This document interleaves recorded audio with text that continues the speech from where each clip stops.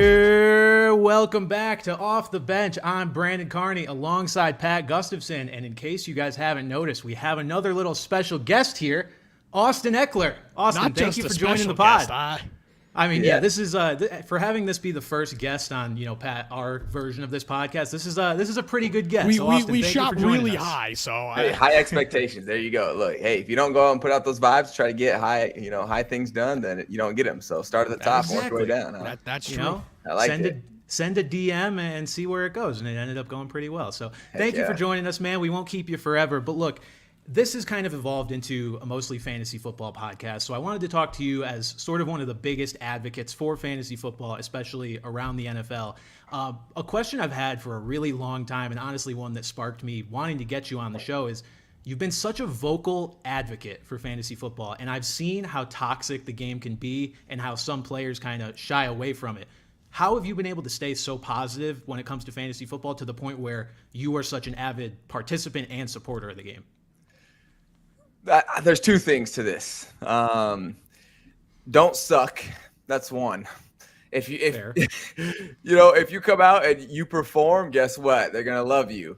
It is very much so the old Roman Coliseum. Thumbs up or thumbs down. Right. You kind of go with the crowd. So I've been consistent. And consistency in fantasy football is usually a good thing as long as it's good consistency and not consistently being bad. And so that is an easy one, but one that goes deeper than the surface of just, results. And one is like, look, I'm an athlete. I've had a bunch of different fans, haters, people that are with me, against me for so long. And for me, I will always be my biggest critic. And so you could say whatever you want about me. I don't care. I've had people tell me to go off myself. Like I've had people that have told me they love me. Like someone named their kid after me. Like from all the different types of the spectrum of good and bad. Like I've had it all.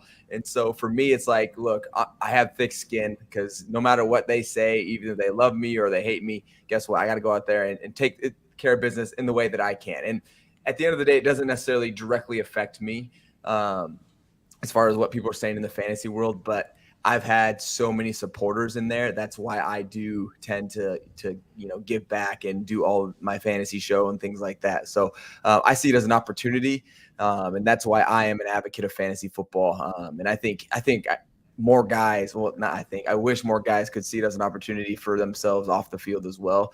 But it's going to take some time. I think it just takes, one person to kind of lead the way and get it done. Well, hey, I admire the support you've had because, like I said, I've seen the dark side of it, the dirty side of it. I mean, I've been playing since I was in, high school, and high schoolers are the worst. I like to think I kept myself, not being on the bad side of things, but a lot of people can definitely take it a little too far. Yeah, I feel like it's not hard to not harass an NFL player. I feel like that's not a hard thing to do. So You'd think that would be a baseline. With social media nowadays, and what fantasy has done is really gamified it's gamified things. And so now we are like pawns on your chessboard and not like actual humans, so, that plays a factor into it as well. That makes sense. Austin, you recently said there was a quote, "This will be one of the most impactful seasons I've ever had." I saw that through ESPN Fantasy, I believe, posted that quote. What makes you say that about this year? Yeah, there's a lot that rides on this year, and there's different levels to it. But it starts with myself. It always has to start with yourself as far as your own expectation of what you expect from yourself, the level of performance that you expect yourself to play with and holding yourself to that standard. And that's where everything always starts. That's the seed that has blossomed to who I am today as a person. And then there's things that rely on me, and I've built that up over time. No one really relies on you in the beginning when you're not doing much. But when you start doing a lot of people rely on you. And so that's why I say this is the most impactful season I will have to this date, because I've continued to build myself up. And so this is kind of a summarized version of it. But I give like example, my teammates are one, my direct family, my ownership, my fantasy football fans, the Charger fans, my team that I've built out around myself that I run all my different off the field business endeavors with, right? They all rely on me having some type of status, having some type of success on the field and keeping myself relevant in the NFL. And so the more I continue to grow and the more I continue to expand my capabilities, the more people that rely on me. And so this is the most I've had ever relying on me to actually go out there and make a difference. And so for me, that's where I'm in a position where this is the most impactful position I've ever been in as far as for my own life. And then also it's a contract year as well. For me, this is the last year of my contract. And so that's a pretty big, another opportunity that I need to, take advantage of as well. So all of the pressure from all those things all at once, and I love it. So I'm looking forward to this year. Well, the success has definitely been there. Overall touchdown leader over the last 2 years. And Pat, I know you have a question revolving around that. Going along that kind of on the field there, I guess the biggest detractor against you in fantasy football is, he's too touchdown dependent. What would you say to those guys? And along those lines, what's your elevator pitch? If I have the first pick, why should I take Austin Ekeler? Yeah, I mean, I'm touchdown dependent, but I've done it for the last 2 years. The only reason I didn't do it the year before that is because I blew up my hamstring and missed, 6 games and then was trying to come back the rest. But as far as consistency, if I'm on the field, I'm going to make an impact. I'm getting the ball in my hands. And not only am I getting the ball in my hands, but I'm making stuff happen with it. You can look at my efficiency in the red zone. It's off the charts. Oh, am I dependent on it? Yeah, because that's where I'm best. I'm best in the red zone. So it's great that I'm great in the red zone. You could say I'm dependent on the red zone, but if that's your strength of your play and where you come alive, then so what? If you're Steph Curry and you're a 3-point shooter, are you going to say, well, he's only a 3-point shooter? He doesn't play good defense or something like that. Well, I mean, he's so good at shooting the ball. Guess what? That's where he becomes a legend.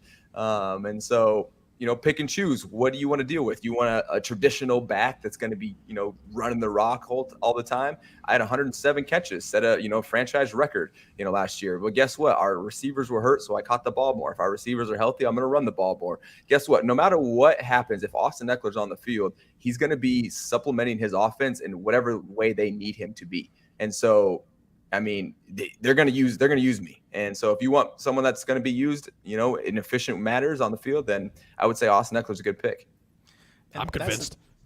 I agree. And that's the thing. It must be your reputation as a receiving back, which you are a very, very effective one, that people just don't picture you like plunging the ball in the end zone. And they're like, how does he keep doing it? Well, you've done it again for 2 years now. So people who think that the touchdowns, there has to be a regression, I don't necessarily know about that, especially with any steps forward the offense as a whole could take this year, which I'd like to touch on. So the Chargers obviously made a huge change at offensive coordinator, bringing in Kellen Moore. How has this change been for you, and what do you feel he brings to the table? Yeah, I think it's something that's interesting to note when we're in preseason with a 90-man roster, really who's getting evaluated during preseason, right? OTAs, training camp are the players. And you don't really get to evaluate people until the games really start, because that's when it's like game time for them. Like, we can still get evaluated, but it's not as in depth, right? Same for the players, but I think you can pick and choose because we actually get preseason games. And so it's one of those things where we don't know. We don't know. Like, we have great players on our team. We hope we're explosive. We want to push the ball down the field. We want to get our running average up and not be 30th in the league. And so, like, we have these aspirations, but until we actually get on the field and see what's working for us, see how we're going to, develop our play style, we don't know what the outcome's going to be. I do know that, I have a lot of confidence in this guy. He's been around. He's had success, obviously, with the Cowboys last year and their number one offense. So looking to kind of bring some of that success over here with our pieces. And then now it comes down to us actually being able to execute and pull through. It's a two-way street. We need coaches to coach. We need players to play. And when those come together and synchronize and good chemistry, look out, because good things happen. So time will tell. But as of now, I'm pretty excited for, what we have as far as pieces. And the biggest thing people have been talking about with Kellen Moore is he's going to unleash Justin Herbert. He's going to bring Justin Herbert back to his 2021 self. He's going to let him throw the ball downfield. You got Quentin Johnston, a healthy Mike Williams, hopefully. Could Justin go back to being that guy, the 5,000-yard passer who almost throws 40 touchdowns? What do you expect from him? Yeah, I mean, I don't think he's ever not been that guy. I think he's just had to adapt. We lost Jalen Guyton, a couple years ago, and now that was our speed guy. Now we lost him, through injuries from Mike, from Keenan. So when you get guys injured, guess what? You have to adapt.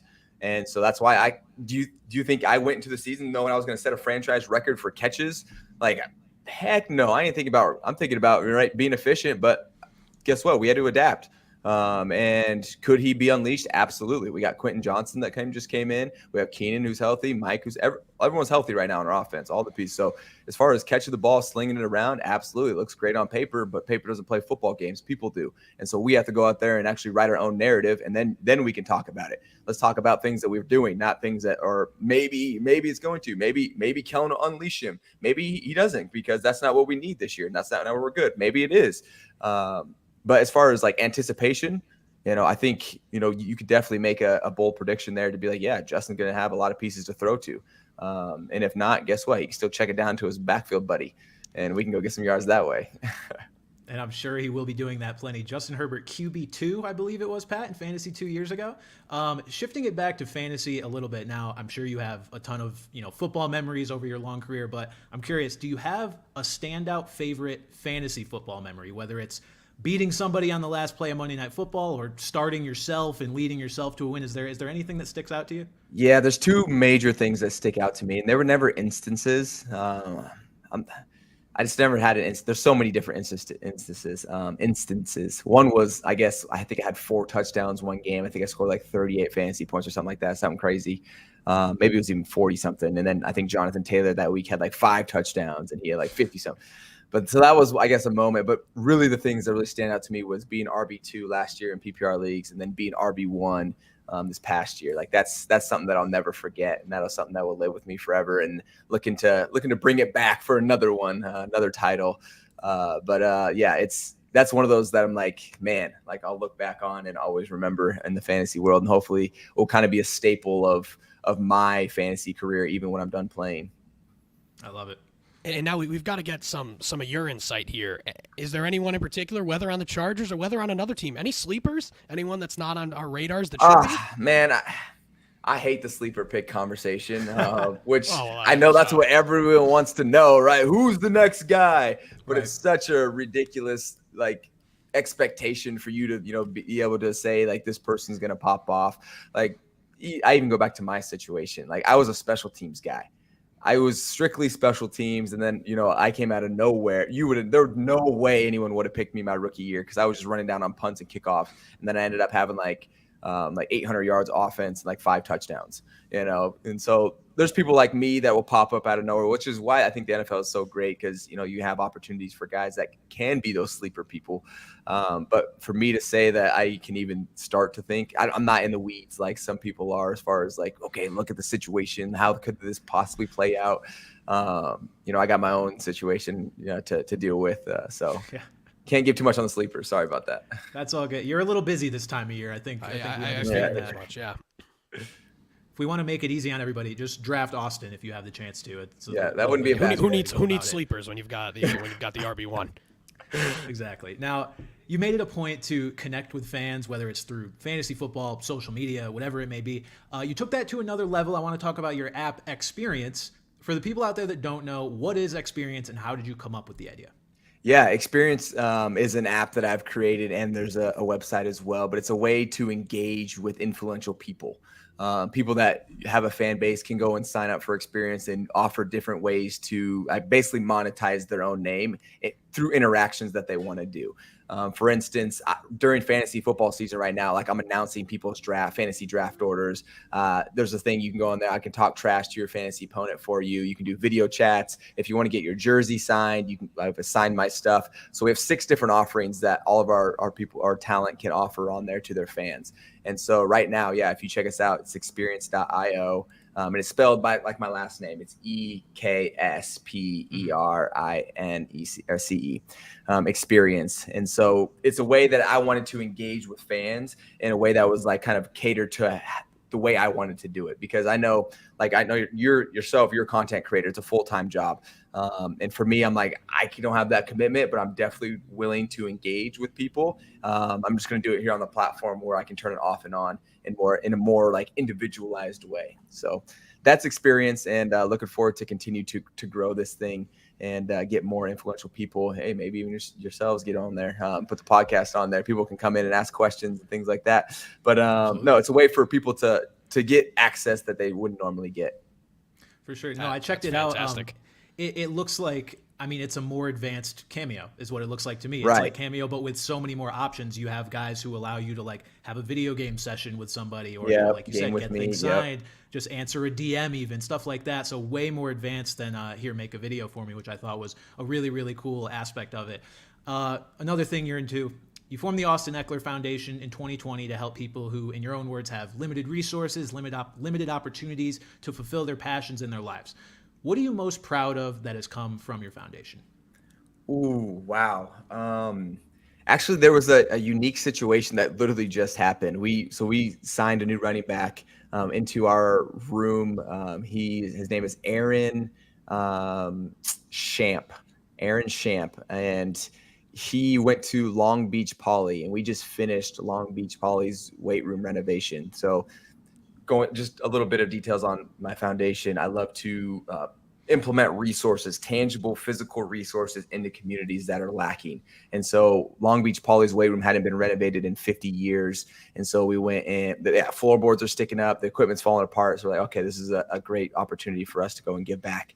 And Aaron actually went to that school, and now he's in my room. He's like, man, I saw that project. That was so awesome. Like, I remember going through school there, and it was definitely torn up, things like that. So that was a pretty cool example of just making an impact in people's lives. And so for me, the biggest impact that I'm proud of is putting resources that will change generations. Another one that we did that I'm really proud of, and we'll keep doing more, is put washers and dryers at schools in Watts, California, whereas a higher population of lower income students in some of the elementary schools. So people living in assisted living or people living in their cars and don't have washers and dryers, they can bring a bag of clothes to school, get their clothes washed. So little normal things that, I would say people, in general, say, like washing your clothes seems like a general thing that everyone should have access to. Well, not everyone does. So let's put those, because those are opportunities for some people, an opportunity to wash my clothes. And so for us, like, we're looking for things like that to go and put back into this community, so we can continue to get people going and get themselves in the right steps to actually better themselves in the future. No, that's awesome. I mean, getting out there and being involved in the community and making sure people have those opportunities is huge, especially when it's stuff that, like you said, we kind of take for granted at times. So it's very, very cool. Austin, I can't really say enough. Thank you so much for your time. Is there anything that you want to tell the people out here before we let you go? I don't. I just want to say I love your content, man. I found you on TikTok, and so that's where I came from. I love the See, I got thick skin when it comes to it. So there's some like sarcasm in there. There's some like poking at people in there. Yeah. And no one's safe too, because you'll poke at the owners, you'll poke at the players, you'll poke at fans. Like, I think it's great. So keep up the good stuff. And you're not totally toxic. There's some people out there that are actually toxic out there. Yeah, I think you have like a line of like dark, or not like dark humor, but like somewhat in the dark humor space of like a little bit borderline, like, ooh, poking at people. And I think it's awesome. So keep up the good work, man. Thank you, man. I appreciate in Austin, it. That's I the gotta thing I do always one. worry about. Oh. Go ahead.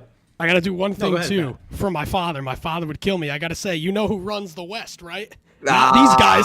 Not those bums. He knows it's not the Raiders. Don't worry about Oh, it. yeah, Literally anyone else. I mean, Quite literally anyone else.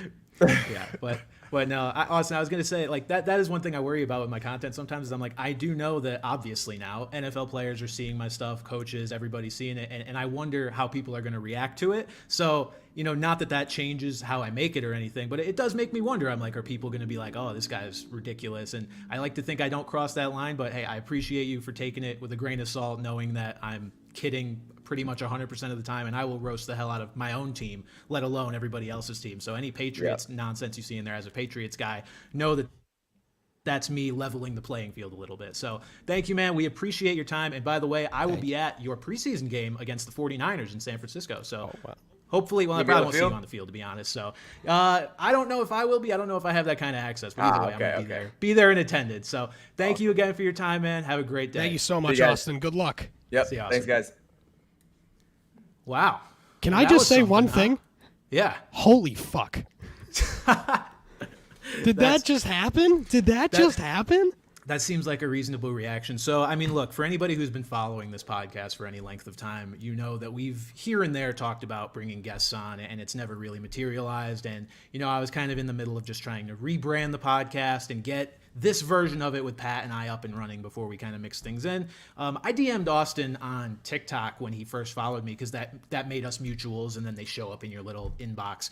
I was like, oh shit, Austin Ekeler. So I messaged him, no response because people don't really check their TikTok DMs, or at least that's what I was telling myself. Turned out I was right because I messaged him on Instagram instead, and I got an answer, pretty shortly after. So we appreciate Austin for all of his time and for the fact that he enjoys my stuff and doesn't, take it too seriously. I honestly, Pat, I make so many videos that I don't even remember the things I may have said about him or about the Chargers. I feel like you had that running back Zoom call controversy thing a few weeks ago that I imagine he had to have been in. Well, I've had things that paint him, especially with the running back contract thing, in a good light, because it's like I'm so on the side of the running backs in this. But then it's like I've been making videos for 3 years now, man. I don't know what he's seen or what he hasn't seen. So that was awesome. Just can't thank Austin enough. So we will. Look, we may try to get more guests on here in the future, but I can't promise they're going to be any more interesting. Yeah, and guys, and thank you guys, because I mean, since what we announced this Monday morning, we've almost gotten like 1,000 subs. Like we just said 2 weeks ago, like, oh, we're over 1,000 subs. That's awesome. We are now over 2. It took us 2 months to get to 1,000 subs, and now 2 weeks later we're over 2. Thank you guys so much. And we've got a long way to go tonight, so it's not Austin Ekeler, but it's us. So stick around. We've got our usual brand of nonsense to get to. Right, and if you do have to, step away, or if YouTube's not your preferred platform, we are on Spotify, we are on Apple Podcasts, we are everywhere. The link is actually on the profile of this channel now, which I think is a new feature YouTube added. But yeah, the Spotify and Apple and every other platform links are on our YouTube channel, so if you guys want to listen audio-wise after the fact, I'll upload this right after the show ends or a couple hours after, you can do that too. But Pat, let's move on. We've got some other running back news here going on. I'll be honest, shit kind of hit the fan since our last show, and I was like, okay, we're going to do this Ekeler interview, and then we're going to have so much else to talk about. Like this shit just kept piling up. Last 48 hours.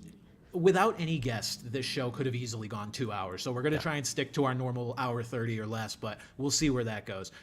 Ezekiel Elliott and Dalvin Cook, both off the market since our last show, both to the teams that have been heavily connected to them over the past few weeks or months even, I would say. So we'll talk about one, then the other. Zeke to the Pats, Pat. Weird. I'm a Pats Pat.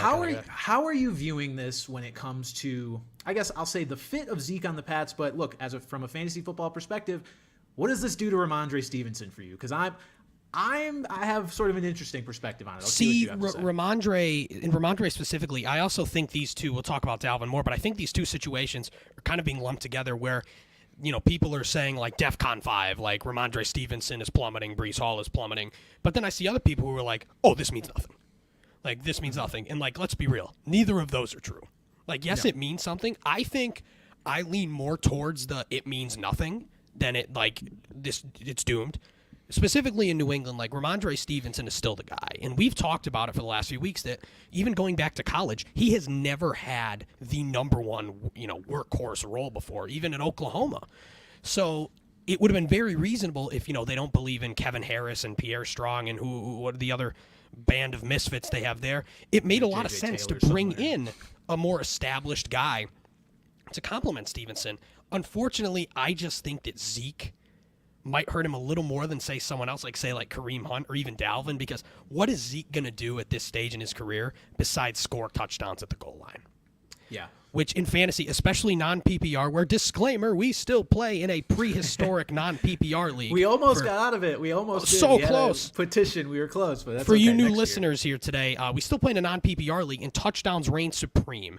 So that does hurt Ramondre a bit. Does he have top 12 running back upside anymore? No. But he is still going to be a very serviceable RB2 that's going to be in your lineup every week. He's going to catch a shit ton of passes. He's still a reliable guy, but of course the stock has to go down at least somewhat. Yeah, so, I mean, look, the stock definitely goes down. I will disagree with you in the sense that I think a Dalvin signing would have hurt this a lot more, just because I think Dalvin has so much more left in the tank that it would have been almost an alternating drives situation with Ramondre, like we've seen with him and Harris in the past. But this definitely is not helpful either. Zeke is going to take a lot of touchdowns. I don't think people realize, Pat, Zeke had 12 rushing touchdowns last year. He had a stretch of 9 straight games where he scored. There were two very viable running backs in Dallas last year. Yeah, Zeke made a season off of scoring touchdowns. Right, I don't know where he finished last year, but he was a guy that you could start somewhere. Yeah, for as much as the Zeke is washed, narrative has been presented, and he doesn't look great. He doesn't look super energetic on the field. He's got enough to be able to score plenty, and I think he's going to play a lot on this Patriots team. My perspective on the Ramondre thing is that I am almost happy this happened, because I think I'm more likely to target Ramondre Stevenson in the 4th round now than I would have been to have to take him in like the mid-second, where you're taking a gamble hoping that he gets back around to you in the 3rd if you have any pick that's like 6 or later. And so if you wanted him, you might have had to spend a 2nd rounder on him. Now I can get him as a 4th rounder. Yes, he's not going to score a lot of touchdowns, but he probably wasn't going to score a ton of rushing goal line touchdowns anyway. And instead I can take a guy who is the most talented back in this backfield on an offense that's supposed to be much improved. And I know we're not PPR. I know that's where Ramondre's going to make a lot of his money this year, is just catching a lot of those passes, because Zeke's a capable pass catcher, but you have to assume that Ramondre's going to be the guy they prefer in that role just because of the juice left in his legs. But I would prefer the value on Ramondre now, even though I know the point totals are going to be less. That's very fair. And the thing is, I don't really see this as like a 1A, 1B situation. Like, I see Ramondre as the 1. With Zeke. Like, I think even with Damian Harris, it was more of a 1A, 1B than it's going to be now. Like, I think Zeke is going to have his role, and I'm sure he's going to play it, and it is going to hurt Ramondre, but Ramondre is still the lead back here, and we've seen what he can do. We've seen, he could realistically, like, had they not gotten Zeke, like, he could have been a 3-down back. And, again, there will probably be drives and games where he is a 3-down back, but yeah, I think it's not fair to panic, but it's also, you need to acknowledge. And spoiler alert, I'm going to have a similar take here with Dalvin Cook. Yeah, so I guess let's move on to it, Pat. Dalvin Cook to the Jets. Now, this is a different situation here, right? Because we have to monitor the entire Breece Hall situation, which is he just came off the physically unable to perform list basically as soon as they signed Dalvin Cook. That's not a surprise. And now you've got a situation where we expected them to ease Breece Hall into action anyway as the season started, but now they can do that to a much higher degree because they have Dalvin Cook. For me, Pat, I'm pretty much out on Breece Hall this year. Unless Breece Hall falls to like 6th or 7th, I'm probably out. And that's not going to happen in 99% of leagues. See, that's the thing, is that like I was never super in on him to begin with. Right. Just because of the concern of the injury, because like there was all this talk like, oh, he had a clean ACL tear. Turns out, no, he didn't. Like, there were other things that were operated on. We've seen with guys like J.K. Dobbins and other guys that it takes time. Even when you're back, it takes time to get acclimated.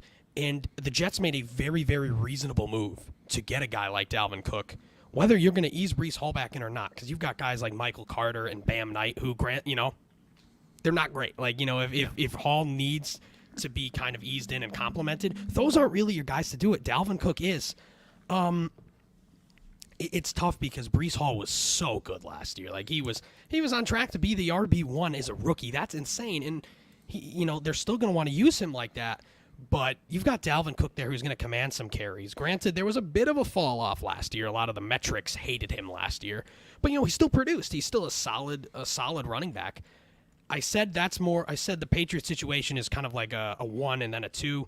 This is very much a 1A and 1B. But I will say I do think the 1A is going to be Breece Hall. I just think his ceiling is severely hindered by Dalvin Cook.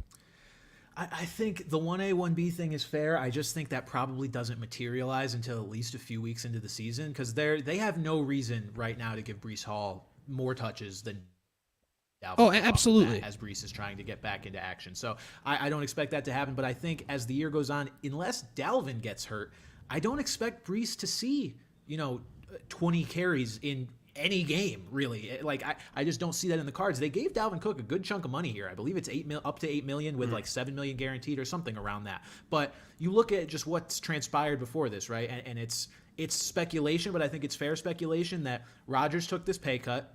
They go out and sign Dalvin Cook. This is from a real-life football perspective, the Jets loading up on weapons and not caring about whether they had, another back that was already capable of taking a full workload. I just don't think, as the Jets pursue this Super Bowl in what they know is going to be a short window with Aaron Rodgers, I mean, that's why they got Aaron Rodgers. That's their goal. Like, that's what they are trying to do. So as they pursue a potential championship, they are going to just make all of the real-life football moves they can. And I think Dalvin Cook getting a good chunk of work here on a decent contract is going to be part of that plan. I think Aaron Rodgers probably put in a word playing in the NFC North all these years that Dalvin Cook is a guy that if we can go get him and add some talent to this backfield, we should. But it's going to be at the expense of Breece Hall's statistics. I think the projection before this was, you maybe suffer through Breece being 80, 75% of himself for the first 4, 5, 6 weeks of the season, and then he could be a league winner from that point on. I think that was totally valid because he is a guy who his athleticism measures up to a guy like Adrian Peterson, who recovered from his torn ACL incredibly well only one season after. But now you have not only that, you have a guy who's going to take some work from him regardless of Breece's health. And it's just not a situation I want to be in, especially on a team with a questionable offensive line. I think I'm just out on Breece unless it's a guy that I could get, in my flex in the 6th or 7th round, and that's just probably not going to be the case. As far as Dalvin goes, though, Dalvin I think becomes a sort of interesting play for the first few weeks of the season at least. But you get into after the first month or two, I think this backfield is just going to be a bit of a headache and not necessarily worth the trouble. Yeah, I mean, like, when was the last time? Well, I don't want to say when was the last time, but, like, I feel like this is a situation where there are, like, two really good backs in this field. And, I mean, you look at Dallas, like we mentioned Dallas last year. It was more like Zeke was kind of more of a one-trick pony. He was scoring touchdowns and stuff. And it was really kind of Tony Pollard doing everything else. So I wouldn't even consider that with this situation that the Jets are in right now. Like I said, I wasn't really thinking of Breece Hall to begin with because I just wasn't sure where he was. I feel like he was going too high. Like, so, when we started looking at these ADPs a couple months ago, he was like a high-end RB2. Like, he was like RB 13 or 14 on Underdog, and I was just like, whoa, like let's pump the brakes just from an ACL perspective. And now from the AC, I mean, it's going to help him in the long run to get eased back in. But for this year for fantasy, it's gonna hurt him. It's just going to be frustrating for fantasy, and I don't think it's worth the headache. His Fantasy Pros ranking right now is very interesting because they have accounted for this. They have tumbled him down. He's RB 17 on there now. But it's funny because the tier break is kind of, you've got Breece, who we know is a ridiculously talented back. That is not in question. He may be a top 3 running back talent in the NFL. But the guys right behind him, then it becomes, it's the guys with clearer workloads but much less talent. You've got Miles Sanders, J.K. Dobbins, Cam Akers, Alexander Madison, James Conner. So it's like, do you want to take the risk or do you want to take a guy who's maybe not as good but has more touches? I'm probably going to take most of those guys over Breece. To be honest with you, Pat, I'm probably just going to take a wide receiver or a tight end around this range instead of a running back because I just don't like this group of guys outside of maybe J.K. Dobbins, assuming all systems are go with him. But let's jump down a little bit, Pat, just to the running backs because we're on the subject. J.K. Dobbins did return to practice, which is a good sign. We've been waiting to kind of see it. It's been a bit of a stalemate with him and the Ravens, so I don't think we have too much to say here, Pat, but as long as he is healthy, he is, I think, one of our favorite values around this range in the draft. And he's plummeting. Like, I was looking at ESPN's non-PPR rankings today, and the dude's like 90. And obviously they do base it off ADP. So in ESPN leagues, this guy's plummeting.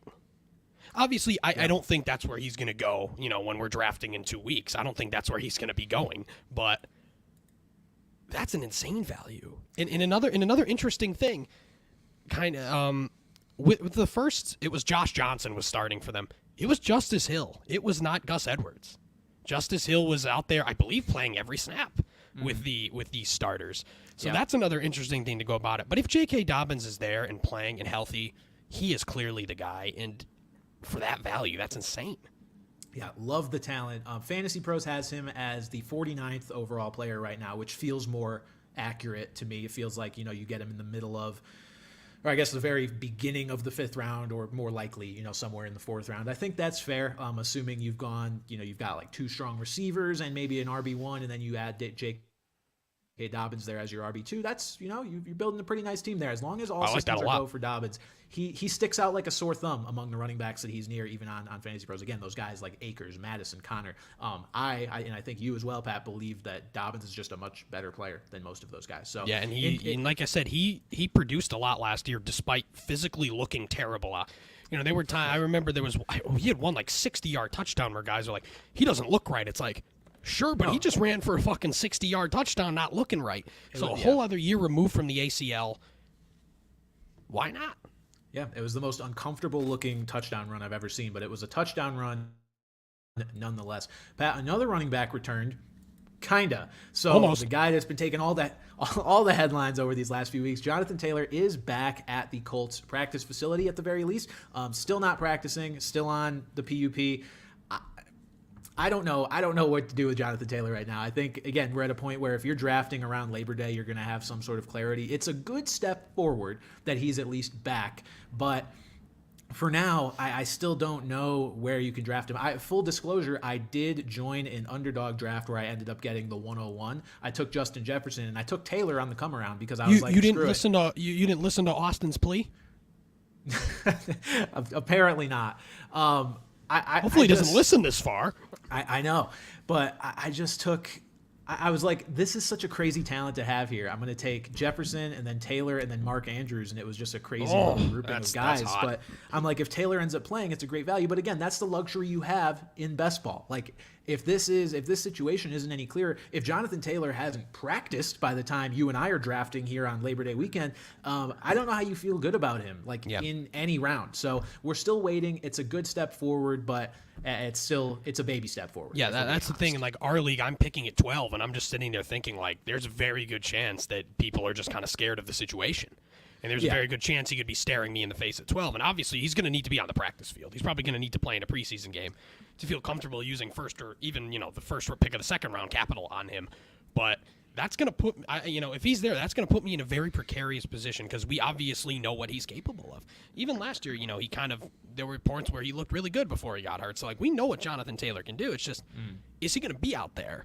And the other thing about Jonathan Taylor, nice segue here, is that he could very much lose rushing opportunities and rushing touchdowns to Anthony Richardson, who has officially been named the Week 1 starter.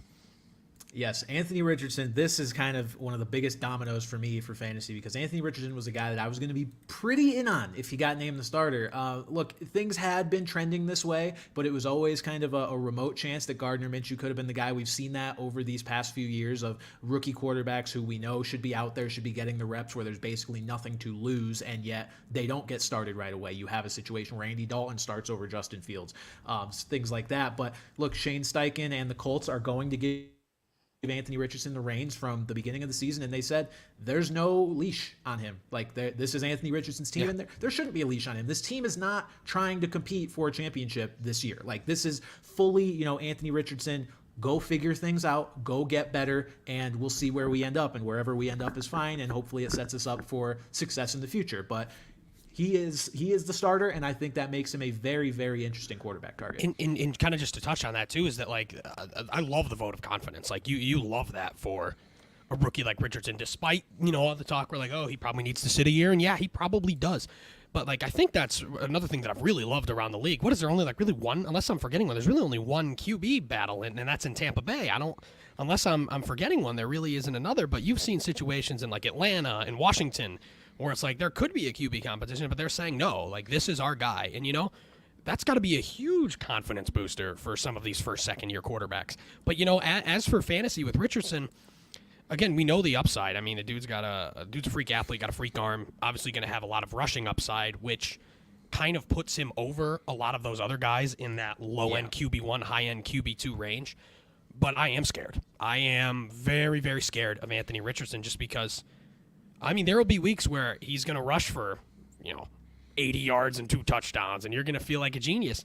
But there could also be weeks where he goes 8 for 20 with 2 picks, and they lose by 30, and he doesn't run at all, and your week is ruined. If you want to draft Anthony Richardson, I just think you need a contingency plan. You need to draft someone like Dak Prescott or Kirk Cousins or Jared Goff, Geno Smith, somebody in that range, somebody that that if Richardson does kind of flame out or isn't working, you have a guy who's going to be more stable. I personally do not expect to own any Anthony Richardson this year because even when we get, even if I kind of wait on a quarterback, I feel more confident. I feel more, not confident, but more comfortable taking one of those, the ceiling isn't there, but more of those steady as they come guys. Yeah, it's really hard to project what a guy like Anthony Richardson is going to do. I mean, I tried to find recent comps, and all we can find are guys like Jalen Hurts and Lamar Jackson and what they did their rookie years. The problem is neither of them started week one, their rookie years. So you have this sort of sample size of, here are the games they played, but they didn't take over until halfway through the season, which is an entirely different animal in itself because that's, not that you're rushing to establish these guys into the offense, but like the Colts, this is a much more, dare I say, like stable situation. They have, I'm sure, internally been planning for Anthony Richardson to be the starter for a couple of weeks, and now they have a few more weeks before the season actually starts. Like, this is going to be Richardson going in to the season with theoretically everything he needs, at least from a support system standpoint, maybe not from a talent around him standpoint, but it's just a tough situation to compare. But I will try. I mean, here's the games Jalen Hurts played in his rookie year in 2020. Want to specify this was not with Shane Steichen. Shane Steichen had not arrived as offensive coordinator yet, so I didn't want people to falsely make that parallel because they know that he was Hurts OC eventually. But Jalen Hurts in 2020, when he took over for or the few games that he played, QB 13, 19.3 points. QB 1, 37.8 points.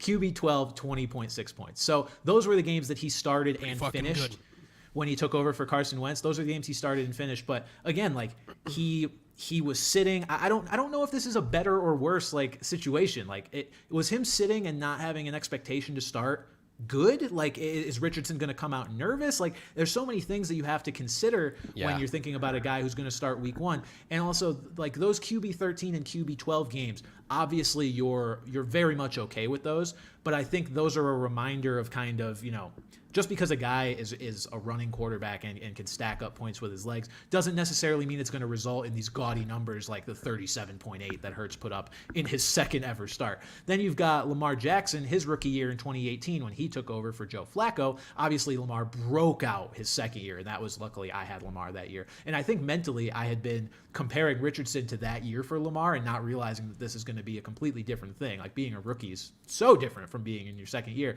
But Lamar in his rookie year, he averaged 18.6 points per game in the games that he started, not the games where he appeared as a gadget guy, which would have been good for QB 13 on a points per game basis. So like 13 is, if you have the QB 13, I guess you're okay. But also that QB 13 from a guy that plays the way Anthony Richardson does is going to come with some crazy highs and crazy lows. Like, that's where that number is going to come from him scoring 25 one week and then 11 the next week. It just is. So, and you're going to lose. You need 18 to 20 points minimum out of a quarterback on a week-to-week basis. You can't win. You can't win with that. Right. So, look, it's a really tricky situation. And by the way, the reason I'm not comparing him to Justin Fields is because Justin Fields just, with Matt Nagy, it's not worth it. Like, this is coaching that is going to like lean toward Anthony Richardson's play style. I am not going to establish Justin Fields as a comparison when Nagy did everything he could to neuter the guy as far as his play style goes. We've seen Shane Steichen, a running quarterback who has some question marks, flourish under Shane Steichen as a fantasy quarterback and as a real life quarterback. So it can happen, but I just think Richardson is just one of the more like raw early picks that there have been. A pick that maybe in years past this guy would not have nearly gone as high, but he went high, and there again. All props to them for giving him the keys and saying, this is your team. Because, they're going to stink. They were going to stink whether it's him or Gardner Minshew. So you might as well. See what you've got. And, not that he's going to lose the job after this year if he plays badly. So it's like you'll see what you've got and then go into next year kind of knowing what to expect. I think, Pat, from a fantasy perspective, the way I'm approaching it is I've long had, it's the top 8 quarterbacks basically are the guys that I've been okay with ending up with. But we've also seen quarterback, the position, we've seen runs on quarterback, especially in our home league a few times over the years. So I think that I'm going to just take it from a perspective of if somehow all the quarterbacks I like are gone after like round 5, all right, it's Anthony Richardson time. Like, I'm going to take Richardson and hope for the upside, and then I'm also going to take a guy like Kirk or Geno or something to complement him. But my boy Kirk. I've owned Kirk Cousins one time, Pat, and I was actually looking at a draft recap I had from a couple years ago, and it was a year I ended up doing really well, but I drafted Kirk, and after the draft, I had so much regret that I bugged the hell out of someone in our league for Tom Brady so badly that eventually he gave in. It wasn't just Kirk for Brady. Was it Mitch? It was Nick. It was Cal. So rest in peace. Yeah, he recently kicked out of our league, unfortunately. But he was, I bullied him basically into giving me Brady because every time I opened the app and saw Kirk Cousins, I wanted to throw my phone in the ocean. I don't know why I took him, but I did, and it was. You're talking to the wrong guy. You're talking to the Kirk Cousins fan club president here. I'm aware. But but in that situation, he is an excellent guy to pair with Anthony Richardson. I think he's a good enough guy to start on his own without Anthony Richardson. But if you need basically, like, if you're picking Anthony Richardson as like the number 12 quarterback, you also need the number 13 quarterback. That's the way I see it. Yeah, I mean, look, there's a world where Anthony Richardson finishes the season as a top 6-7 fantasy quarterback. There is, just on the rushing alone, and he's sort of a different type of athlete. I mean, he's I think 3 or 4, like 255 pounds, and yet runs as fast as any of these other quarterbacks do. So it's a different type of guy. It's, I want to say, sort of an unprecedented situation. But look, my gut tells me that Richardson is a smart player. He's the kind of guy that can make checks at the line. The only knock on him is just decision making in the moment, who he's going to throw to. We saw a bad pick in his first preseason game, although he did bounce back nicely. That's really the only knock on him. But I think if he's a smart guy, he can run, and he's got Shane Steichen game planning for him. Like, I'm confident in that. So it is one of the better situations for him. So yeah, I'm willing to take the dart throw. I will draft a contingency. I'm not going to throw all my eggs into the Richardson basket. But the one thing that is nice about it is I remember when I had Jalen Hurts when he started to break out, and there was risk of him being pulled. And I mean, he did get pulled in week 17 for Nate Sudfeld, because Doug Peterson was a loser. Now, he did that to, I don't even remember the situation, to screw over the Giants. The Giants were like, oh, we got screwed by the Eagles. It's like, my brothers in Christ, you're 7-10. Like, you shouldn't be in the playoffs. Like, right. But either way, there was a risk every week of Jalen Hurts playing so poorly that he got pulled. That risk does not seem to be here with Anthony Richardson, nor should it be. So it's not like you're starting a guy who can, get you 4 points in the first half because he was so bad and then get pulled and then you're stuck with the 4. Like, this is a guy who's going to have full games to rack up stats to figure things out. So I'm confident in Anthony Richardson, at least developing into a startable player on an occasional basis, but the ceiling is incredibly high. So I don't blame you if you want to take the stab. That's not my plan A. Like I said, my plan A is a guy like Trevor Lawrence, Justin Herbert, Justin Fields. But if I have to take Anthony Richardson, I'll be honest, I'm excited for the ride. I'm excited to see where it goes because it could be a very, very fun one to be on, or it could be miserable. Who knows? Pat, that's fantasy football for you. That's fantasy football in a nutshell.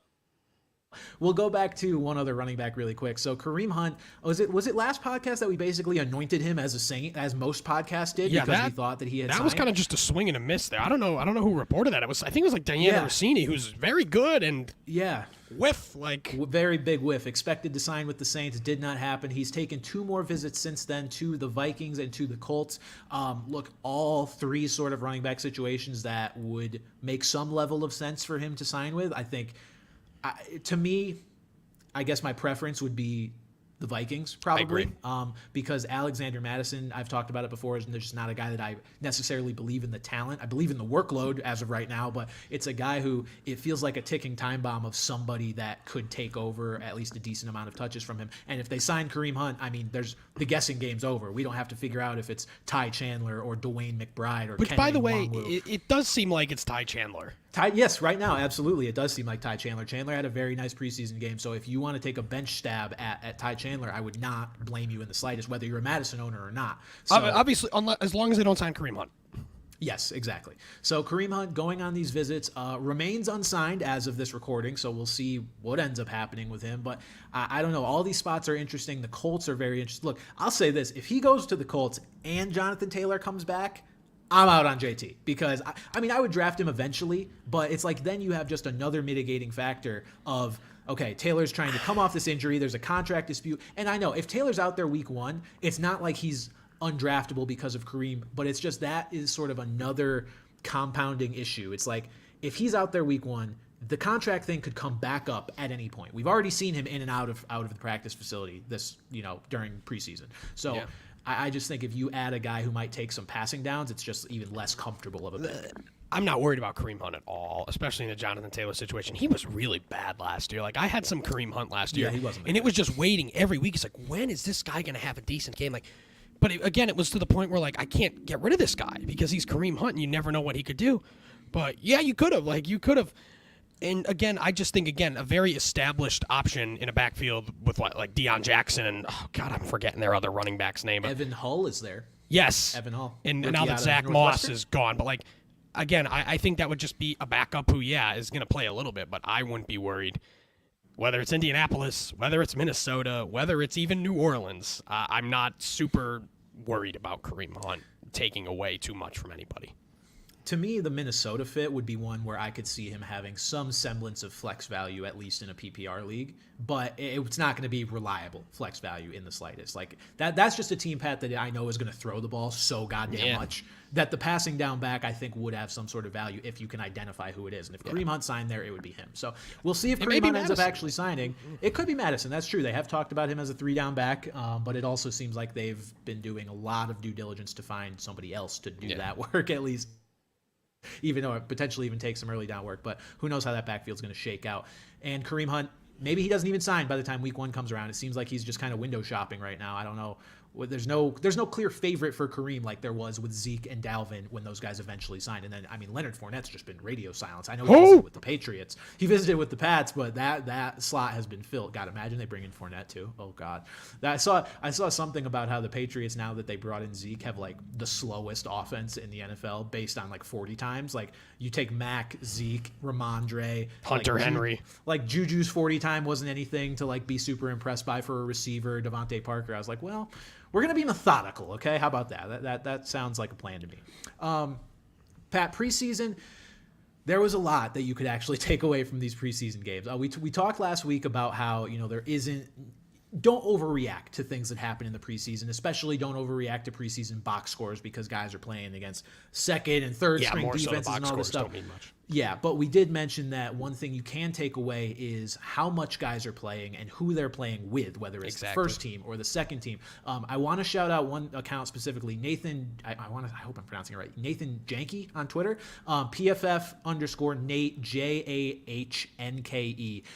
Great insight on guys who are playing with the first team, how many snaps, all this stuff that I've kind of pulled these points from. Go check him out, and be sure to follow him for preseason week 2 and 3. This is not a paid advertisement. It's just one of my favorite fantasy resources of the preseason right now. And he came up with a bunch of really good notes about who was playing where. First one I want to talk about is Kenneth Gainwell. Now this is kind of independent of Nate as well, but the Kenneth Gainwell stuff came out of absolutely nowhere. So first we had an Eagles writer for, I'm going to botch it if I say it, but there was an Eagles beat reporter who said that Kenneth Gainwell could potentially be the lead back. That was kind of rang some alarms. I was like, what? How? Like they just brought in 2 backs who we believe are both significantly more talented than Kenneth Gainwell, at least all around. And then in preseason week 1, the Eagles rest Kenneth Gainwell and Boston Scott while DeAndre Swift and Rashad Penny play. So that, of course, makes people wonder, are they resting their starter? Because they're playing these guys with backups, they're playing Swift and Penny with the backups. And basically, the more reps that you get with, the second or third team in the preseason, the worse off you are from a depth chart perspective most of the time. So people were wondering, does this mean Gainwell's the starter? Then, Sirianni comes out and says, like, basically, I gave them those reps because they're the new guys. They need them. We were like, okay. Makes a lot of sense. Cold water poured on this, and that makes a lot of sense as well. But I don't know, Pat. You take that. I'm more reacting to the beat writer saying that Gainwell looks and has gotten the most first team reps in practice. That was the notable part. They're there every day. Right, they're there every day. They're seeing that he's getting the most work with the first team. And I can't take that to mean anything except that Kenneth Gainwell is going to be more involved in this offense than we thought. Am I ready to anoint him as the week 1 starter? No, I'm not. They have these other backs, but I tweeted this too. Like, you take a step back. You have Kenneth Gainwell on the roster, and you look at the guys who are, quote-unquote, competing with him for, starting running back duties. It's DeAndre Swift, who was acquired for a day 3 NFL draft pick. Yeah. And it's Rashad Penny, who's only getting paid $1 million and can be cut for basically no consequence. So it's a lot to look into. What it's done for me is basically made me be out on this backfield because it was already muddy enough. It was muddy enough with Swift and Penny being on a team with a running quarterback, right? Like, we know that there's going to be work there to be had because Miles Sanders had a great year last year, but now you're trying to split that work sort of in two, and now we're apparently trying to split it in three. Do I think it's going to be an even split between three backs when the season starts? 100% no. It will not be, but the work that it's taking to try and figure out who is going to get these points, I think you're just better served targeting a different backfield. I don't know that there's going to be a reliable running back in this backfield at all on a week-to-week basis. And as disgusting as it is to say, you cannot completely rule out Boston Scott. Not against Not the Giants, necessarily you as like someone that's going to be fantasy relevant, but just that's going to be there and is probably going to score some touchdowns and take away from a guy like Penny, who is probably what we thought was going to be more of the traditional early down short yardage back. But yeah, I've been out on Swift most of this offseason just because of where he's going. Like, I think he's going high for a guy who is probably going to be a bit more of a change of pace. Obviously, they're going to have him involved, on early downs as well, but as more of a change of pace. And I was kind of more in on Penny because, again, what we've seen from Rashad Penny when he plays is great. The guy's been great, but he can't stay healthy with severe injuries too. Yeah. And that could also be the thing, is that they're just like, hey, we paid this guy a little money because he gets hurt a ton. We're kind of bracing for the fact that he may get hurt again. That it could be that. Like you said, it's just a really complicated situation. And I'm not using any kind of huge draft capital on any of these guys. That said, depending on where the ADP goes, Kenneth Gainwell could be a steal.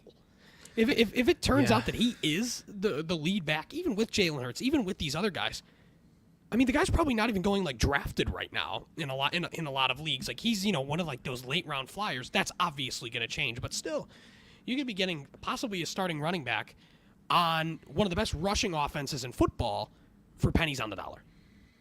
That's the concern, though, is that I do think his ADP is going to rise quite a bit as it just depends on how much. If this drumbeat keeps going, if this drumbeat keeps going, I think it's going to rise. And if you want to take a stab at Kenneth Gainwell, feel free. I think the thing with Penny is, like, if Penny was named the starter, at least when and when not to start Penny. You start him assuming he was the Eagles' say first and second down back. You start him when he's healthy, and then you bench him if he breaks. Like, that's easy, right? DeAndre Swift and Kenneth Gainwell are both going to be guys that I think their fantasy production is going to be so sporadic and confusing and unpredictable that they're just not going to be worth the headache. Like, unless one of these backs gets cut, which one of them very well may before the season starts, I'm just out. This backfield's very, very confusing. I will throw my hat at some other players because this is just not. It's pain. Another preseason note, Pat. This one I thought was interesting. Khalil Herbert played every snap with the starters. Didn't come off the field on third downs, which was interesting. Now, look, since that preseason game, Roschon Johnson has been getting rotated in with the ones in practice. But as far as that preseason game goes, Deonta Foreman was not a factor. Roschon Johnson was not a factor with the first team. I think Khalil Herbert kind of shoots up draft boards for now. All fucking board. Khalil Herbert. Like I said a few weeks ago, I did a Dynasty startup. If any of y'all are still here from the Dynasty startup in the chat, drop it in. Let's go. ESPN stats and analysis. Let's go. I took Khalil Herbert with, a very 8th, 9th round pick, a guy that's going to be on my bench, and I'm just ecstatic. I liked him a lot because, like I've said the anecdote before, I got in a huge argument with someone at a slow pitch softball game because I said Khalil Herbert was better than David Montgomery. And the dude really thought I was like the dumbest guy on the face of the earth. But I love Khalil Herbert. The talent is there. And I mean, again, Deontay Foreman's been pretty good. But Roschon Johnson was coming in after Foreman in the game. So if you're basing it off that, he's third on the depth chart right now.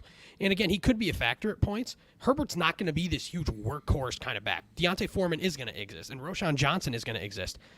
But again, if we see this Bears offense taking another step, which I think they will, maybe not to be some kind of powerhouse offense, but, to be serviceable, I think Khalil Herbert is a great pick, especially at the value.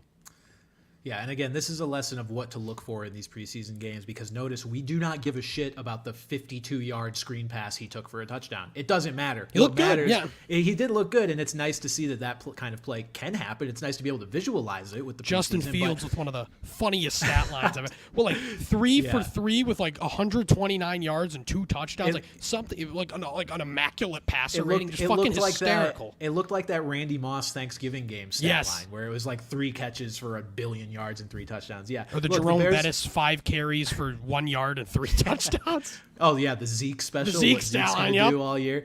Yeah, no, the Bears offense looked pretty good, and Khalil Herbert getting every rep with the first team is notable. Again, Roschon Johnson, I do think will be a factor. I think he's a guy. Rookies do climb depth charts as preseason games go on. If they flash, I mean, coaches are taking note of that. The first team reps in practice are a reflection of that. He looked good in the work that he got. Now, the work that he got was against backup defenders, so we don't know how it's going to translate when he's actually in, a more game relevant situation, but we will find out. They're going to probably give him those reps. There's a guy with a very high pedigree coming out of college, so we will see if he becomes a factor, and he very well may. And another guy, rookie running back, who also seems to be a bit buried in a confusing backfield is Devon Achane, who we've talked about a lot. You really like Devon Achane. A little bit of a personal touch for you with Devon Achane, but Raheem Mostert and Jeff Wilson did not play for the Dolphins, and I think Skylar Thompson started. And it was all Myles Gaskin and Savon Ahmed. Devon Achane did not come in until the backups of the backups, basically. And that's just a sign that it seems like we've seen it in Kyle Shanahan, Mike McDaniel offenses before, that they're not afraid to ease in running backs. Remember Trey Sermon? Remember Trey Sermon? Yeah, we all wanted him to be a thing really badly. I remember that. But here's the thing. Do I believe that he is 5th on the depth chart? Hell no. Hell no. We saw some good things out of Myles Gaskin. That was 3 years ago, but it was to the point where Mike McDaniel said, I'm going to bring in these 2 old geezers to lead my backfield over Myles Gaskin. Myles Gaskin is not one of his guys, and neither is Savon Ahmed. But Devon Achane, they used some real draft capital on him. He is a Mike McDaniel guy. He's going to pass them easily if he's not already past them. Yeah. But that said, I do think he's squarely behind Raheem Mostert and Jeff Wilson, and it's an ugly backfield. But they're going to run, and they're going to be in a position. I love the Miami offense. Give me all the Miami offense this year. They're going to have a lot of goal line opportunities. And with that said, I like Jeff Wilson the best. And, Jeff Wilson's younger than Raheem Mostert. Raheem Mostert's 32. He's old as shit, isn't old. he? He's very old. He's 31. I think 31 going on 32. Yeah. Yes, 31 going on 32. He's old. He's had some serious injuries. Jeff Wilson's on the older side too, but a little bit more durable. Neither of these guys are huge talents, but it's going to be confusing as fuck. And there are going to be some weeks where Jeff Wilson has 2 touchdowns and you're like, damn, I should have started him. You're going to have other weeks where he may get 3 carries. Just who knows? But just based on what seems the roles are going to have, I like Jeff Wilson the best, and Devon Achane is not a guy that I'm going to use any real, nothing more than a dart late in drafts. But even then, I may not even do it just because the production may not come till the end of the year. Best ball, be my guest, but it's in a confusing backfield. I don't love it. Here's my thing with the Dolphins backfield. One, I do believe that Achane is going to jump, obviously, Gaskin and Ahmed very quickly. You have the Buccaneers last year with Rashad White. I mean, yeah, he had to jump Keyshawn Vaughn. That wasn't exactly that difficult of a task. Isn't he really short? I feel like you could just easily... Jumping over him shouldn't be all that hard. But no, these rookies, they're more talented than these call him Jag, just a guy, sort of replacement level players like Gaskin and Ahmed. But then you've got Wilson and Mostert. Here's why I like Achane as a potential late round target. Pat, how healthy has Mostert been over the course of his career? Not very. One of them's dinged up anyway to begin with right now. I think it's Mostert. I don't know. What a shock. What a shock that one of these guys is hurt. So I think to me, Wilson and Mostert are unstartable unless one of them gets hurt, because they are going to split work almost exactly 50-50. I looked it up. I tried to find any sort of way to split the hairs between those two. They are used exactly the same way. They project out to each get 800 yards and a couple of touchdowns this year. Not a ton of receptions for either one of them. But if there's one guy who his talent and youth can actually make him into a weekly fantasy asset, it's Achane, and it may not happen all year. Maybe Jeff Wilson stays healthy all year, and he's just a complimentary back, and this is a guy you have to drop after 3 weeks. But I will take the bet. Like you said, Raheem Mostert is 31, and he's actually not going on 32. He won't be 32 till next season, but next off season. But that this is a 31-year-old Raheem Mostert with a litany of injury issues, and then Jeff Wilson, who I think is an underrated back, but again, not as overall talented as a guy like Devon Achane is. So I hope he emerges this year. I'm willing to take that dart throw, especially because it is such a premium job, the running back on the Miami Dolphins, right? There's going to be opportunities. All he has to do is jump two guys who have been historically hurt and, not super blow you away talented. I like those guys, but I think like what you're hoping for if you draft either Wilson or Mostert is that, like I said, the other one gets hurt, because otherwise you can't confidently start. Yeah. You're grasping at straws, hoping one of them finds the end zone and finds. We saw it last year where it seemed like Mike McDaniel. Well, obviously the guy just kind of goes by the wind in general, but like the beginning of the year, it's like, oh, this is Chase Edmonds' backfield. The next thing you know, he's traded. Like he not only like he gets buried on the depth chart. Awful, but he was getting a lot of production in a few weeks, and then it's like, okay, this is Raheem Mostert's backfield, and then they went and traded for Jeff Wilson, and he stepped right into it. Yeah. That's the thing. If you look at this Dolphins offense, like the 49ers offense, which you kind of can in terms of the backfield, they don't care who's back there. No. Like they will go with what what works the best at that time, which it just sucks for fantasy, especially since it's going to be such a high volume offense. Yeah, that's the thing. That's why I'm willing to take a stab on the guy that I believe at least has the potential to be the most talented back in this backfield and is much younger than the other two. Look, we'll see if push comes to shove if I actually pick him in our draft, what I need at that point, but it's a guy whose talent I'm all in on. Pat, you have a note in here about Michael Wilson, so a guy who has potential opportunity here with the Arizona Cardinals. What are your thoughts on him? That was really the only kind of reaction I had in, like I said, in my dynasty startup. After this, I went and I picked up Michael Wilson because he played, I think, 100% of the snaps with the Cardinals starters. And you look at that, you've got Hollywood Brown, who's Hollywood Brown, is going at, a reasonably high ADP.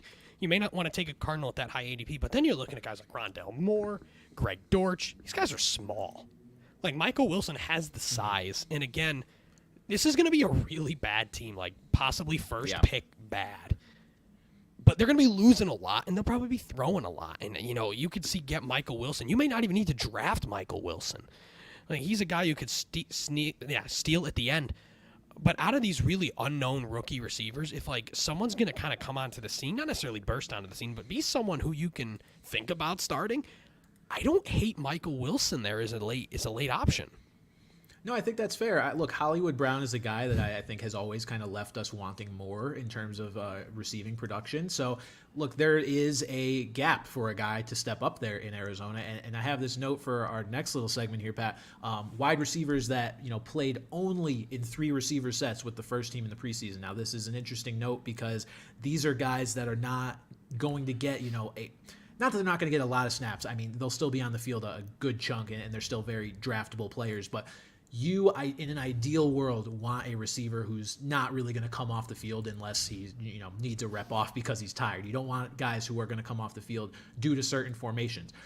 One of the guys that did come off the field quite a bit in certain formations was Rondale Moore. So 90% of his snaps were in 11 personnel with 3 receivers on the field. That means he did play a little when they went too wide, but for the most part, when the Cardinals went too wide, it was a guy like Michael Wilson on the other side. So maybe he's a guy that draws more snaps and more targets than Rondale Moore, who has long been a darling of the fantasy football community. So that could definitely make Wilson viable. Yeah. I'm not really sure. But, Pat, these other receivers who played almost exclusively in 3 receiver sets in the preseason, some very interesting names here. I'll actually work backwards. So we have Rondale Moore, but then we have Jaden Reed, the Packers rookie, so it doesn't seem like he's slated for a ton of playing time off the bat. John Mechie, as we try to parse through these Texans receivers and figure out which, if any of them, are going to be consistent fantasy contributors. It's just great to see. I mean, it's just great to see him healthy and out there. That's right. Exactly.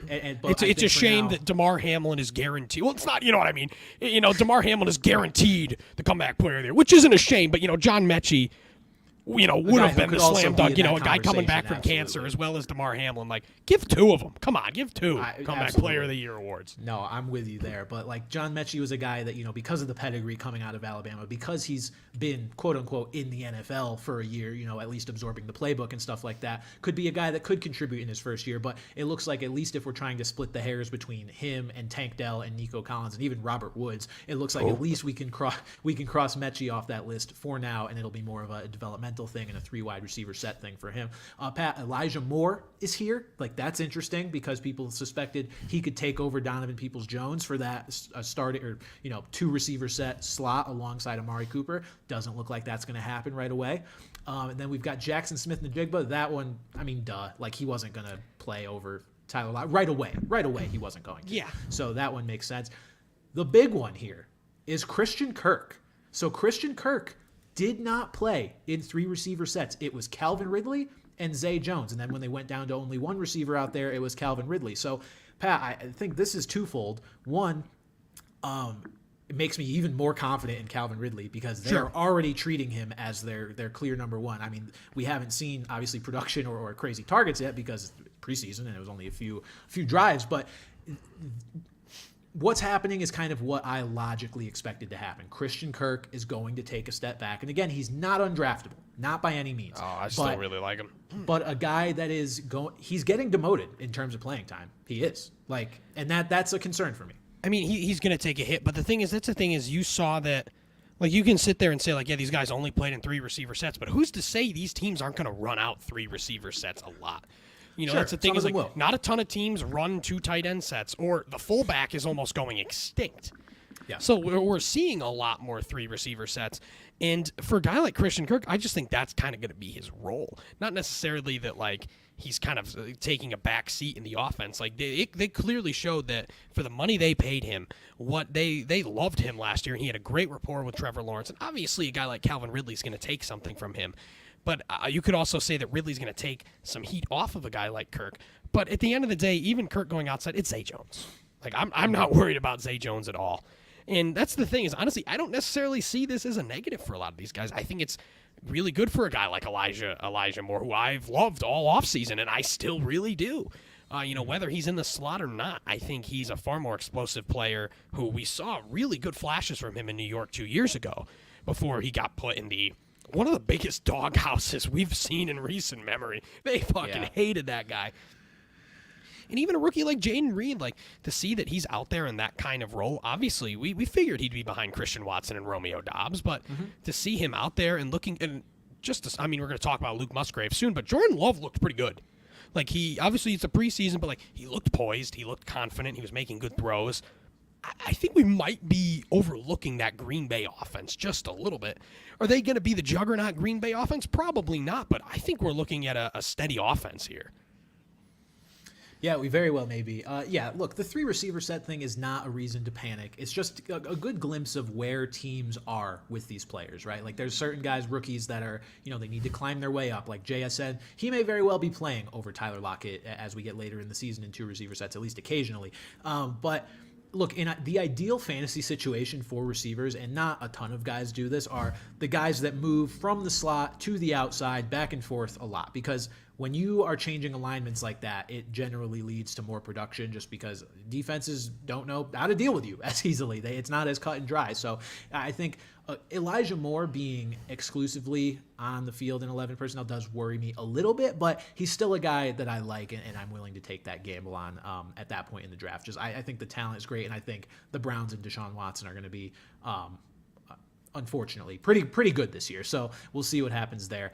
Pat, though, the Packers offense and Luke Musgrave. So let's talk rookie tight ends here. It's kind of a dirty word in the fantasy world, rookie tight ends, because there have been almost none worth starting over the course of a full season. I don't have the stats in front of me, but I know that Evan Engram and Kyle Pitts are like the only ones in the past decade to do anything their rookie years. Even guys like TJ Hawkinson and Eric Ebron, who went in the top 10, still weren't particularly great. It just takes time. And what I will say, though, about this year's rookie tight end class, and we'll get into each of these 3 guys that we'll talk about in a second, is this was already talked about as one of the stronger tight end classes in recent years. So I don't think it's unreasonable to think that at least one of these guys is going to break the stigma.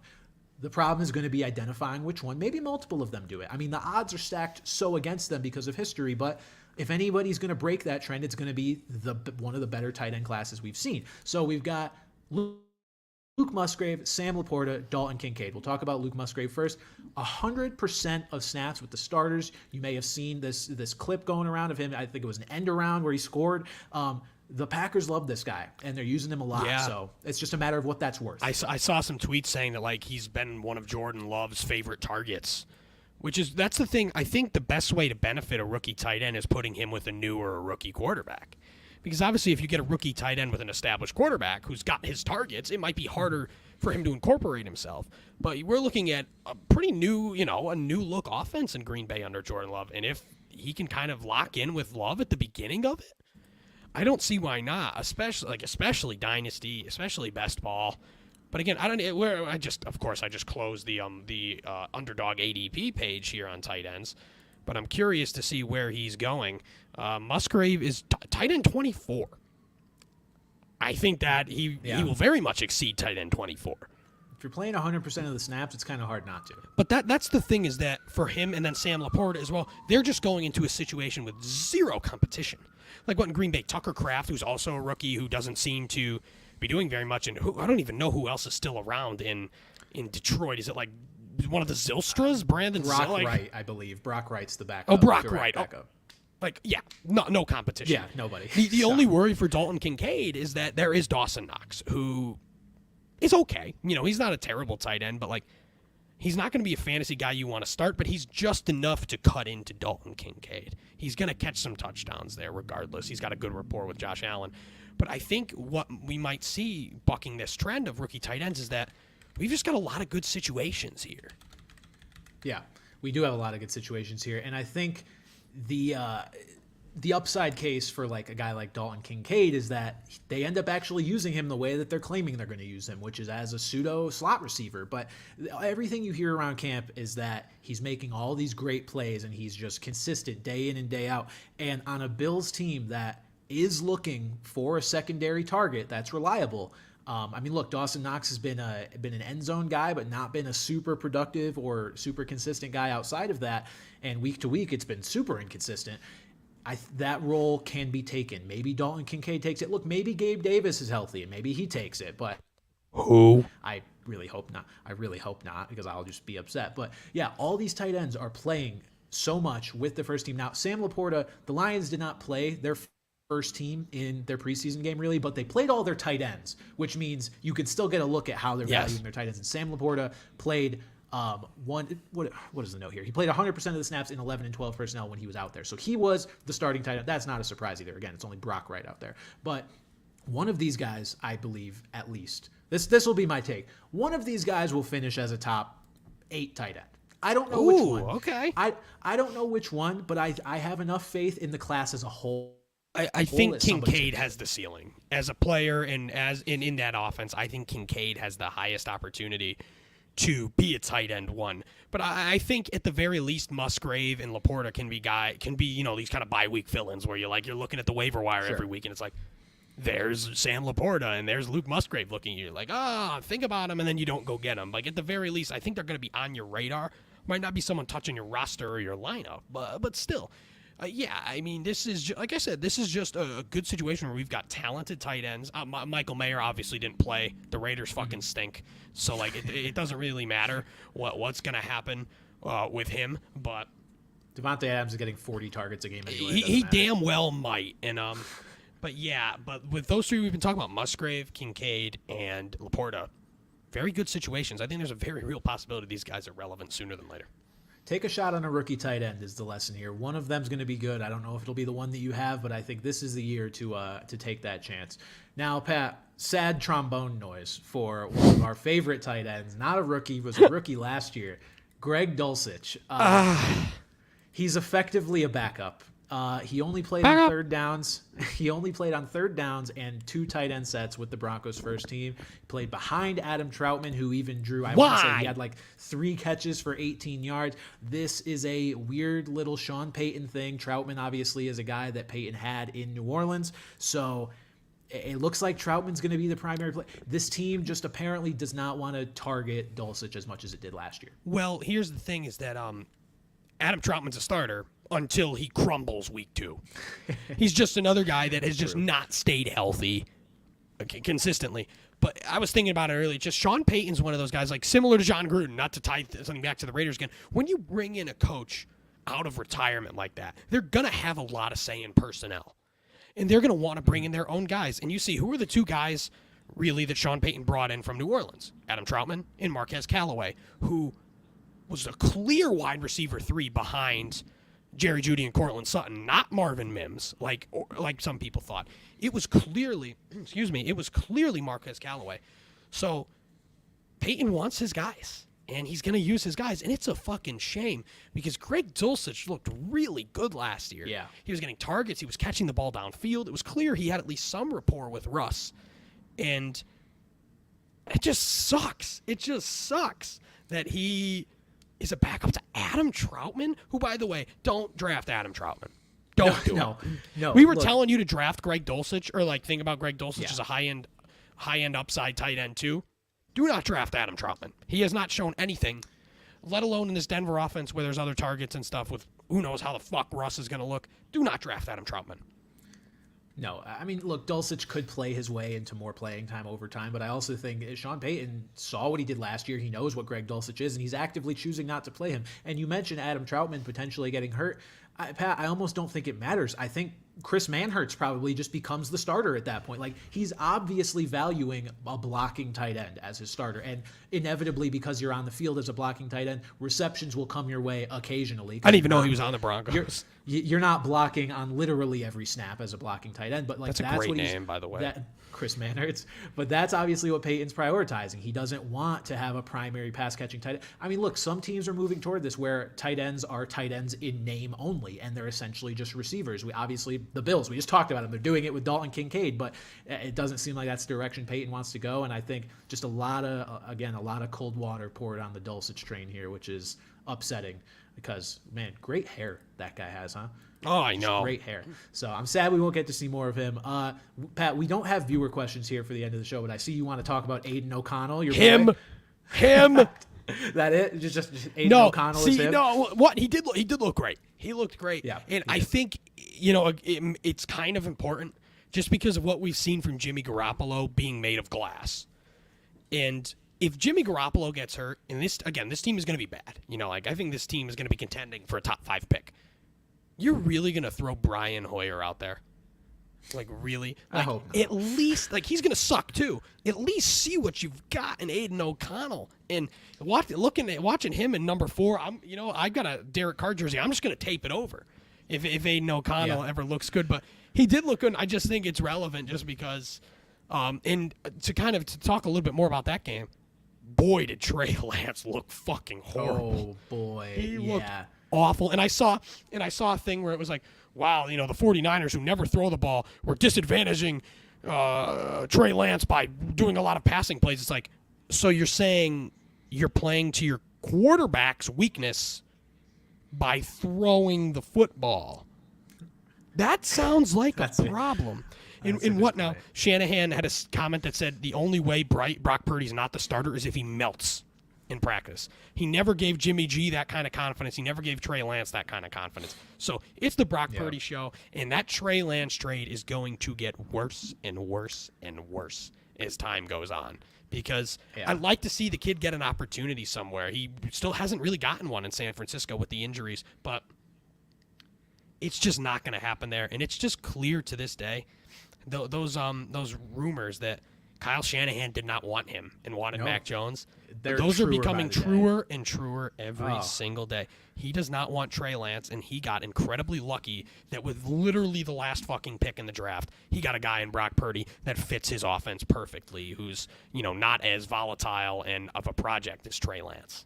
Yeah, I was reading through some things, and if you're sitting there still wondering, like most people are, how did this happen? Like, how did a prospect who is doesn't look comfortable in the NFL, in an NFL setting, and a team that's so smart like the 49ers, how did this happen? It's a product, and I hadn't thought about this really, of the COVID year, really. I mean, Trey Lance had played one season fully up to that point, and he would have played another where we would have seen, maybe what he could do or couldn't do at North Dakota State, but that season got canceled. The Niners said, whatever, we'll bank on this one season and hope for the best.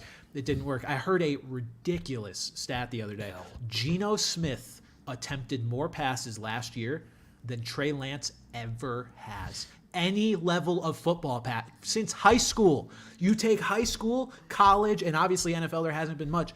Geno attempted more passes than Trey Lance has in his football career because his high school lent itself to so much running, which obviously Trey was very good at. Yeah. But it's just crazy, the lack of reps that this guy's had, and he's not going to get the reps in San Francisco. So I'm with you. His San Francisco career is over. I hope he gets a chance somewhere else. And I kind of thought they were going to trade him. Because either they were going to say Trey's our guy and we're going to go with him, or they were going to trade him. And I still think that's what's going to happen. But they probably didn't, because just in case something went wrong with Brock Purdy's rehab, maybe to have someone in Trey Lance. Because they're not getting any offers. I don't think anybody wants him. They're not going to get much for him, especially when they give up 3 first-round picks for him. Oh my God. Yeah, like eventually, that's and they know that the optics of that, they're already bad, but they're going to be even worse if they have to trade him for a conditional 7th or something like that, because I have to assume that's where Trey's value is at right now. Like, he's a guy who he's probably on the verge of getting cut, so his trade value is, I'm sure, in the toilet. But it's been a wild story with Trey Lance. Trade him to the Titans. They need another. Oh my God, no, they don't. No, it's just him. Him, Malik Willis, Levis, and Tannehill can go back to receiver and make the other 3 guys be quarterbacks. Lord. Yeah, they can run that merry-go-round formation that the fucking Chiefs ran last year. It's confused the shit out of everybody. All right, yeah, like I said, we don't have viewer questions for the end of the show because I figured that between all of this crazy content and the Ekeler interview, we wouldn't have time for it. Turns out I was right. What a landmark day for Off the Bench. I've joked on like Twitter and everything that like this might be the coolest thing I ever get to do, and like I stand by that. Like, you know, not only was it just so surreal to have a podcast that we've been doing since April now, so like 5 months, not even, to have not just like a guest like of any kind of caliber, to like, you know, people who don't know football were asking me like, oh, is he good? And I'm like, he's like really good. Like, he's like one of the best players at his positions in such a prominent role. Like, this is just surreal. And God, was he so cool. Yeah. You know, he was just so cool. And that was just amazing. Like, yeah, I'm not going to get over this for a long time. No, I mean, it's one of the faces of the NFL, right? Like, we would have been happy to have any NFL player to have their insight and just chat them up for a little bit. But instead we got one of the most recognizable players in football if you pay any remote attention to it. I mean, Pat, he's the touchdown leader each of the past 2 seasons. The man scored. The man did the point of football more than anybody else over the past 2 years. Scored. Like, who could you ask for more to have on this podcast? So, guys, we will try. Like I said, we'll try to have guests, but I don't know how we're going to live up to that. Like, we may have to take a little break here because, look, I don't know how to tell you this. We don't have Mahomes lined up for next week. I can work on it for you, but we don't have Patrick Mahomes lined up for next week. Oh, I thought you were talking about Jackson. Oh, that's good. That's a relief. Or Brittany, what? Okay. Well, you're a TikToker. I mean, that's your. Those are your colleagues, right? With them. Don't you? I see them at the fucking water cooler every day. Yeah, we're colleagues. Shut up. Could you imagine if there was like a TikTok water cooler? But guys, but seriously, guys, thank you. Like, this has been insane to get basically 1,000 subs in the last 3-4 days. You know, if you're not sub here, follow us on Instagram. We really only have an Instagram page right now, but that's where a lot of our content goes. You know, tell your friends, do whatever, guys. The support means the world. This has just been awesome, especially this. But to just, like I said to Brandon, you know, most podcasts are just 2 white dudes talking to no one or talking to their family and friends. But the fact that we've got, you know, people that are invested in us personally listening to this is just the coolest fucking thing to me. So thank you guys so much. Also, shout out Connecticut District 5. If you were watching the Little League World Series today, my friend Chris was the third base umpire in the Rhode Island. In the Rhode Island, Nevada game. So, gotta rep it. Hell yeah. Not how I thought we'd take the podcast off the air, but I'm not upset about it. Go Connecticut. All right, guys. Happy birthday, Katie. Thank you so much for tuning in. Thank you again to Austin Ekeler for his time. We will be back here next week on our normal day of Tuesday. But for Pat Gustafson, I'm Brandon Carney. Thank you, guys. We'll see you next week. Bye-bye.